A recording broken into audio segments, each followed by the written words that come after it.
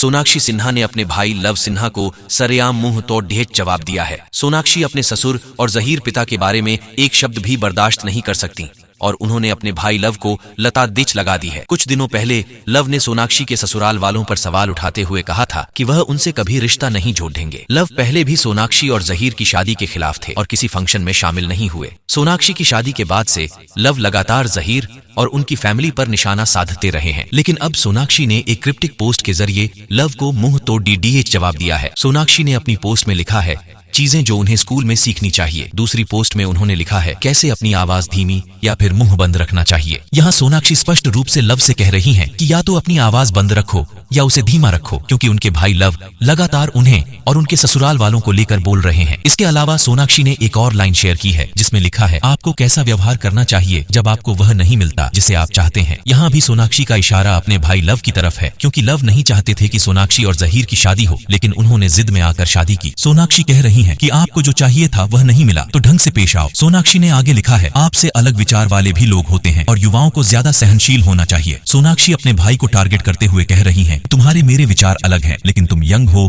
तो तुम्हें सहनशील होना चाहिए। एक और स्टोरी में सोनाक्षी ने लिखा है जियो और जीने दो। कुछ दिनों पहले लव ने ट्वीट किया था कि पीआर के जरिए सोनाक्षी के ससुराल वालों के लिए अच्छी कहानियां बनाई गई हैं, लेकिन किसी ने यह नहीं बताया कि दूल्हे के पिता के एक नेता से संबंध है और यह नेता ईडी की रडार पर है। लव ने लिखा कि दूल्हे के पिता दुबई में रहते हैं और यह भी छिपाया गया कि दुबई में उनके बिजनेस को अचानक बंद कर दिया गया और तब एक बड़े सुपरस्टार ने दूल्हे के पिता की मदद की। फिलहाल सोनाक्षी और लव इस मामले पर आमने सामने आ गए हैं।